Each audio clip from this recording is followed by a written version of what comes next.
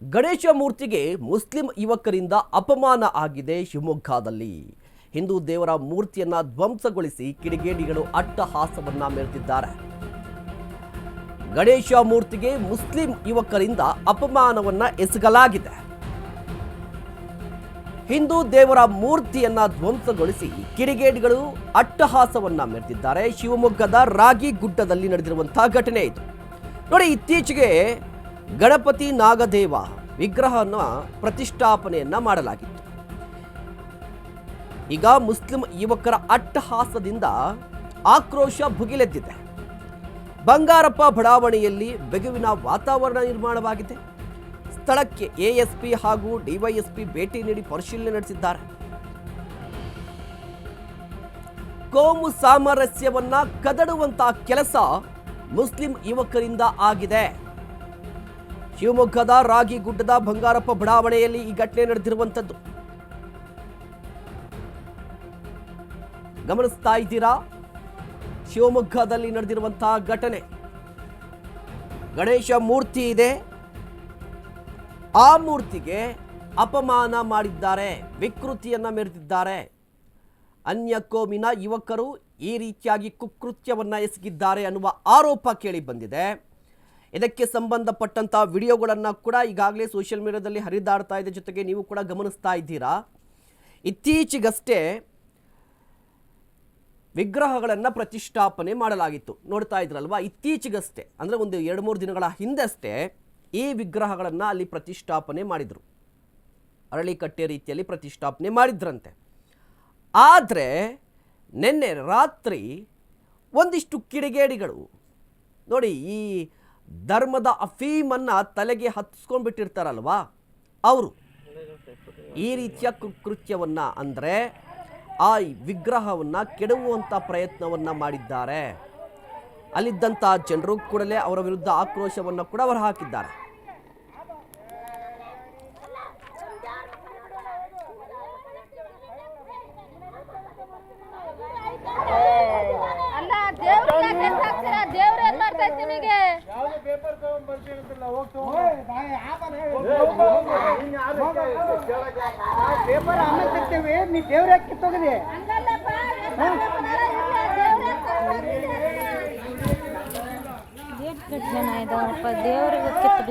ಗಮನಿಸ್ತಾ ಇದ್ದೀರಲ್ವಾ, ಭಾರತ ನಂಬಿಕೆಗಳ ಮೇಲೆ ನಿಂತಿರುವಂತಹ ದೇಶ. ಇಲ್ಲಿ ಯಾವುದೇ ಧರ್ಮ ಆಗಿದ್ರೂ ಕೂಡ ಆಯಾ ಧರ್ಮಕ್ಕೆ ಸಂಬಂಧಪಟ್ಟಂತೆ ಆಯಾ ಜನರು ಒಂದಿಷ್ಟು ನಂಬಿಕೆಗಳನ್ನು ಇಟ್ಕೊಂಡಿರ್ತಾರೆ. ಆ ನಂಬಿಕೆಗಳಿಗೆ, ಆ ಭಾವನೆಗಳಿಗೆ ಯಾರಾದರೂ ಧಕ್ಕೆಯನ್ನು ತಂದರೆ ಆಕ್ರೋಶಗೊಳ್ತಾರೆ, ಕಿಡಿಕಾರ್ತಾರೆ. ಅದೇ ರೀತಿಯಾಗಿರುವಂಥದ್ದು ಶಿವಮೊಗ್ಗದಲ್ಲಿ. ಈಗಾಗಲೇ ಬಿಜೆಪಿ ಶಾಸಕರಾಗಿರುವಂತಹ ಎಸ್ ಚನ್ನಬಸವಪ್ಪ ಸ್ಥಳಕ್ಕೆ ಭೇಟಿಯನ್ನು ನೀಡಿದ್ದಾರೆ, ಪರಿಶೀಲನೆ ನಡೆಸಿದ್ದಾರೆ. ಇದಲ್ಲದೆ ಘಟನಾ ಸ್ಥಳಕ್ಕೆ ಹಿಂದೂ ಪರ ಸಂಘಟನೆಗಳ ಮುಖಂಡರು ಕೂಡ ಭೇಟಿ ನೀಡಿದ್ದಾರೆ. ಆರೋಪಿಗಳ ವಿರುದ್ಧ ಕಠಿಣ ಕ್ರಮ ಆಗಲೇಬೇಕು ಅಂತ ಒತ್ತಾಯಿಸಿದ್ದಾರೆ. ಹಿಂದೂ ದೇವರನ್ನ ಅಪಮಾನ ಮಾಡಲಾಗಿದೆ ಅಂತ ಆಕ್ರೋಶವನ್ನು ಅವರು ಹಾಕ್ತಾ ಇದ್ದಾರೆ. ಶಾಸಕರ ಕಾಲಿಗೆ ಬಿದ್ದು ನ್ಯಾಯಕ್ಕಾಗಿ ಮಹಿಳೆಯರು ಕೂಡ ಮನವಿಯನ್ನ ಮಾಡಿಕೊಂಡಿದ್ದಾರೆ. ಒಂದು ಕಡೆ ವಿಗ್ರಹಗಳಿಗೆ ಅಪಮಾನವನ್ನ ಮಾಡಲಾಗಿದೆ, ಮತ್ತೊಂದು ಕಡೆ ವಿಚಾರ ಗೊತ್ತಾಗ್ತಾ ಇದ್ದಂತೆ ಚನ್ನಬಸಪ್ಪ ಬಿಜೆಪಿ ಶಾಸಕರು ಸ್ಥಳಕ್ಕೆ ಭೇಟಿ ನೀಡಿದ್ರು, ಪರಿಶೀಲನೆ ನಡೆಸಿದ್ರು. ಅದೇ ರೀತಿಯಾಗಿ ಹಿಂದೂ ಪರ ಸಂಘಟನೆಯ ಮುಖಂಡರು ಕೂಡ ಬಂದಿದ್ರು. ಆರೋಪಿಗಳಿಗೆ ತಕ್ಕ ಶಿಕ್ಷೆ ಆಗಲೇಬೇಕಿದೆ, ಹಿಂದೂ ದೇವರನ್ನ ಅಪಮಾನ ಮಾಡಲಾಗಿದೆ ಅಂತ ಆಕ್ರೋಶ ಕೂಡ ವ್ಯಕ್ತವಾಗ್ತಾ ಇದೆ. ನೋಡಿ, ಗಮನಿಸ್ತಾ ಇದ್ದೀರಲ್ವಾ, ನಾನು ಈಗಾಗಲೇ ಹೇಳ್ತಾ ಇದ್ದೆ, ಶಿವಮೊಗ್ಗದ ರಾಗಿಗುಡ್ಡ ಬಂಗಾರಪ್ಪ ಬಡಾವಣೆ ಇದು. ಅಲ್ಲಿ ಇತ್ತೀಚೆಗಷ್ಟೇ ಗಣಪತಿ ನಾಗದೇವಿ ಅಂದರೆ ಅರಳಿಕಟ್ಟೆ ಆ ರೀತಿಯಾಗಿ ಒಂದಿಷ್ಟು ವಿಗ್ರಹಗಳನ್ನು ಇಟ್ಟು ಪೂಜೆಯನ್ನು ಮಾಡ್ತಾ ಇದ್ರು ಸ್ಥಳೀಯರು. ನೀವು ಕೂಡ ಗಮನಿಸ್ತಾ ಇದ್ದೀರಿ. ಒಂದು ಗಣೇಶನ ವಿಗ್ರಹ ಇದೆ, ಅದರ ಮುಂದೆ ನಾಗದೇವಿಯ ವಿಗ್ರಹ ಇದೆ. ಇದಕ್ಕೆ ಅನ್ಯ ಕೋಮಿನ ಅರ್ಥಾತ್ ಮುಸ್ಲಿಂ ಯುವಕರು ವಿರೋಧವನ್ನು ವ್ಯಕ್ತಪಡಿಸಿದ್ದಾರೆ. ಜೊತೆಗೆ ಒಂದಿಷ್ಟು ಮಾಹಿತಿ ಕೂಡ ಇದೆ, ಕಾಲಿನಲ್ಲಿ ಒದ್ದಿದ್ದಾರೆ ಅಂತ ಹೇಳಿ. ಅದು ಎಷ್ಟು ಸತ್ಯ ಎಷ್ಟು ಸುಳ್ಳು ಗೊತ್ತಿಲ್ಲ, ಬಟ್ ವಿಕೃತಿಯನ್ನು ಮೆರೆದಿದ್ದಾರೆ. ಆ ವಿಗ್ರಹಗಳನ್ನ ಕೆಡವುವಂತ ಪ್ರಯತ್ನವನ್ನ ಮಾಡಿದ್ದಾರೆ. ಇದು ಗೊತ್ತಾಗ್ತಾ ಇದ್ದಂತೆ ಸ್ಥಳೀಯರು ಆಕ್ರೋಶ ಹೊರ ಹಾಕಿದ್ದಾರೆ. ನೋಡಿ, ಕಾಂಗ್ರೆಸ್ ಪಕ್ಷದ ಮುಖಂಡನ ಕೈವಾಡ ಇರೋದು ಬಯಲಿಗೆ ಬರ್ತಾ ಇದೆ.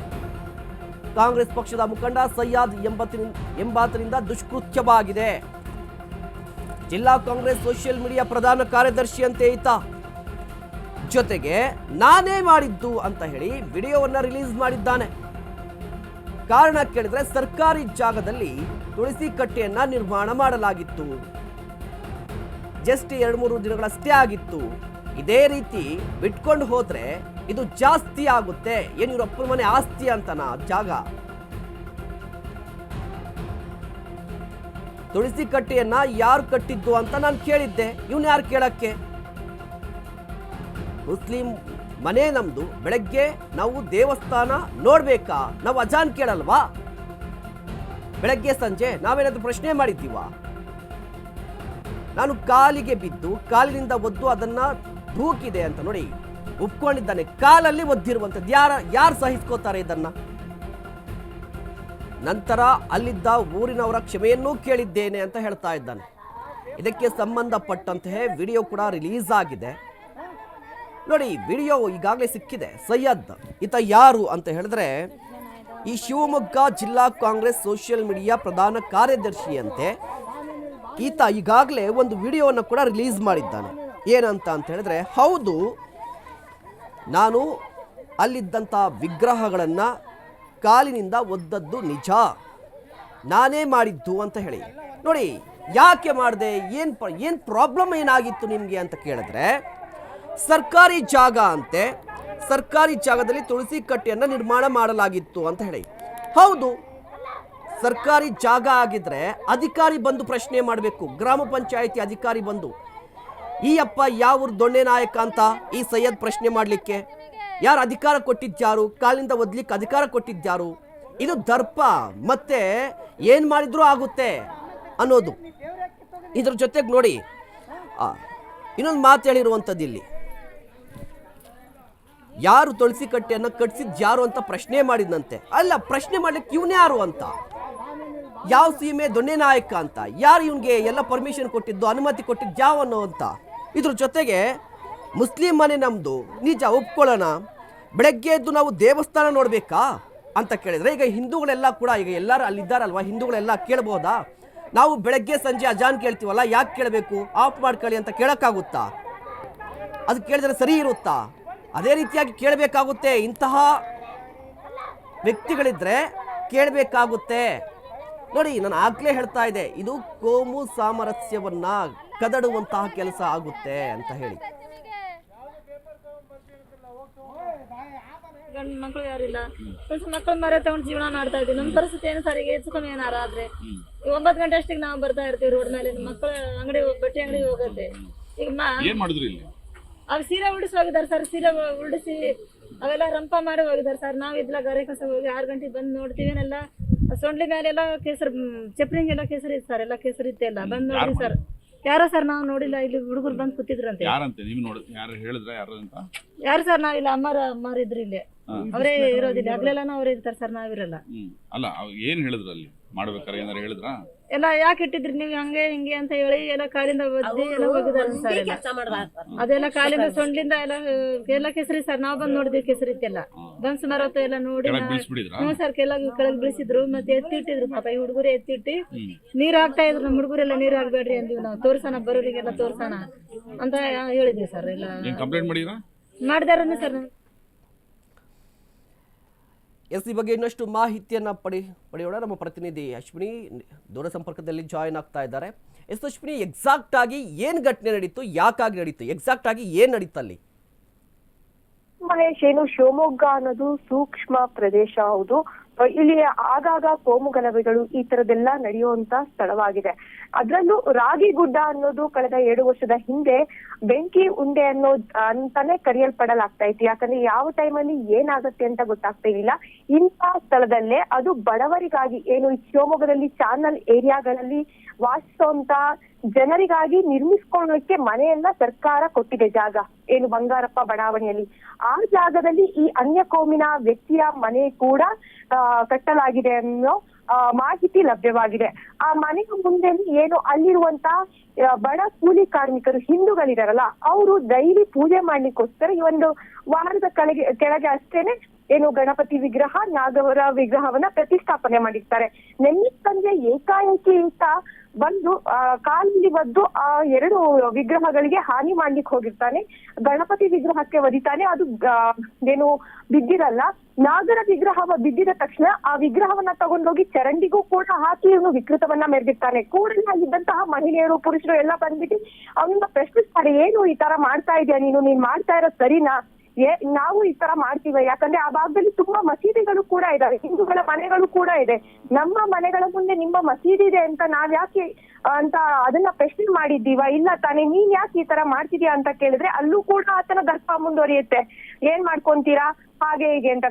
ವಿಷಯ ತಿಳಿದ ಕೂಡಲೇ ಪೊಲೀಸರು ದೌಡಾಯಿಸಿ ಪರಿಸ್ಥಿತಿಯನ್ನ ತಿಳಿಗೊಳಿಸಲಿಕ್ಕೆ ಪ್ರಯತ್ನ ಪಡ್ತಾರೆ. ಅಷ್ಟರಲ್ಲಾಗಿ ಇರುತ್ತಲ್ಲ, ಸಂಘಟನೆಗಳ ತನಕನೂ ಹೋಗಿರುತ್ತೆ. ಹಿಂದೂ ಸಂಘಟನೆಯ ನಾಯಕರು, ಶಾಸಕರು ಕೂಡ ಅಲ್ಲಿಗೆ ಭೇಟಿ ನೀಡಿ ಪಾಲಿಕೆ ಆಯುಕ್ತರಿಗೆ ಆತ ಏನಿದಾನಲ್ಲ ಸೈಯದ್ ಎಂಬಾತ, ಆತ ವಿರುದ್ಧ ಕೂಡಲೇ ಕ್ರಮ ಕೈಗೊಳ್ಬೇಕು, ಮನೆ ಕಳಿಸ್ಬೇಕು. ಅವನ ಮನೆಯು ಸರ್ಕಾರಿ ಜಾಗದಲ್ಲಿ ಅಕ್ರಮವಾಗಿ ಕಟ್ಕೊಂಡಿದ್ದಾನೆ ಅಂತ ಆರೋಪ ಕೂಡ ಕೇಳಿ ಬಂದಿದೆ.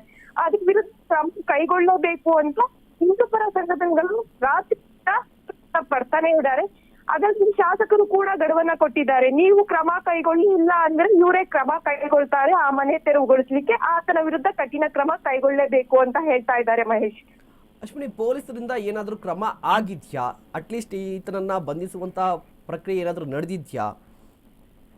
ಸ್ಥಳಕ್ಕೆ ಎಸ್ ಪಿ ಮಿಥುನ್ ಕುಮಾರ್ ಅವರು ಕೂಡ ಬಂದಿದ್ದಾರೆ, ಪರಿಶೀಲನೆ ಮಾಡಿದ್ದಾರೆ. ಅವರು ತನಿಖೆಯನ್ನ ನಡೆಸ್ತಾ ಇದ್ದೇವೆ, ಆರೋಪಿಯ ಪಟ್ಟಿ ಮಾಡೋ ಪ್ರಯತ್ನದಲ್ಲಿ ಇದ್ದೇವೆ ಅಂತ ಹೇಳ್ತಾ ಇದ್ದಾರೆ. ಅದೇ ಅಧಿಕೃತವಾಗಿ ಯಾವುದೇ ರೀತಿ ಪೊಲೀಸರು ಈತನನ್ನ ಬಂಧಿಸಿದ್ದಾರೆ, ಕ್ರಮ ಆಗಿದೆ ಅನ್ನೋದು ಯಾವುದೇ ತರ ಮಾಹಿತಿ ಲಭ್ಯವಾಗಿಲ್ಲ.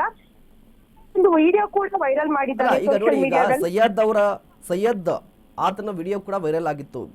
ಆತನ ವಾದ ಏನು ಅಂತ, ಏನ್ ಪ್ರಾಬ್ಲಮ್ ಆಗಿತ್ತಂತೆ ಇದರಿಂದ, ಈ ವಿಗ್ರಹಗಳಿಂದ? ಅವನಿಗೆ ಬೆಳಗ್ಗೆ ಹಿಂದೂಗಳ ದೇವ್ರು, ನಿಮ್ಮ ದೇವ್ರುಗಳನ್ನ ನಾವು ನೋಡ್ಬೇಕಾ ಅನ್ನೋದೇ ಅವನ ವಾದ. ನಾವು ನಮ್ಮ ಅಲ್ಲಾನ ಭಕ್ತರು, ನಾವು ಬೆಳಗ್ಗೆ ಕಂಡ ತಕ್ಷಣ ನನ್ನ ಮನೆ ಬಾಗಿಲು ತೆಗೆದ ತಕ್ಷಣ ಈ ಗಣಪತಿ ವಿಗ್ರಹಗಳನ್ನ ನೋಡ್ಬೇಕಾ? ನಾನ್ ನೋಡಲ್ಲ, ಏನಿದು ಇದು ಮುಂದುವರಿಸುತ್ತಲ್ಲ ಅನ್ನೋದೇ ಆತನ ವಾದವಾಗಿದೆ.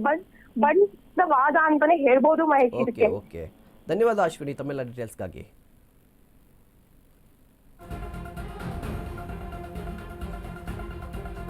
ಇನ್ನು ಇದೇ ಪ್ರಕರಣಕ್ಕೆ ಸಂಬಂಧಪಟ್ಟಂತೆ ಘಟನೆಯ ಸಂಬಂಧ ಇಬ್ಬರನ್ನ ಪೊಲೀಸರು ವಶಕ್ಕೆ ಪಡೆದುಕೊಂಡಿದ್ದಾರೆ. ಮುನ್ನೆಚ್ಚರಿಕಾ ಕ್ರಮವಾಗಿ ಸ್ಥಳದಲ್ಲಿ ಪೊಲೀಸ್ ಬಂದೋಬಸ್ತ್ ಏರ್ಪಡಿಸಲಾಗಿದೆ. ರಾಗಿಗುಡ್ಡ ಸೂಕ್ಷ್ಮ ಪ್ರದೇಶ ಆಗಿದ್ದರಿಂದ ಪೊಲೀಸ್ ಬಂದೋಬಸ್ತ್ ಏರ್ಪಡಿಸಲಾಗಿದೆ. ಶಿವಮೊಗ್ಗ ನಗರದಲ್ಲಿ ಹಿಂದೂ ದೇವರಿಗೆ ಅಪಮಾನ ವಿಚಾರಕ್ಕೆ ಸಂಬಂಧಪಟ್ಟಂತೆ ಸದ್ಯ ಪೊಲೀಸರು ಇಬ್ಬರನ್ನ ವಶಕ್ಕೆ ಪಡೆದುಕೊಂಡಿದ್ದಾರೆ. ನೋಡಿ, ರಾಗಿಗುಡ್ಡ, ನಮ್ಮ ಪ್ರತಿನಿಧಿ ಅಶ್ವಿನಿ ಹೇಳ್ತಾ ಇದ್ರು, ರಾಗಿಗುಡ್ಡ ಶಿವಮೊಗ್ಗ ಇದು ಕೋಮು ಸೂಕ್ಷ್ಮ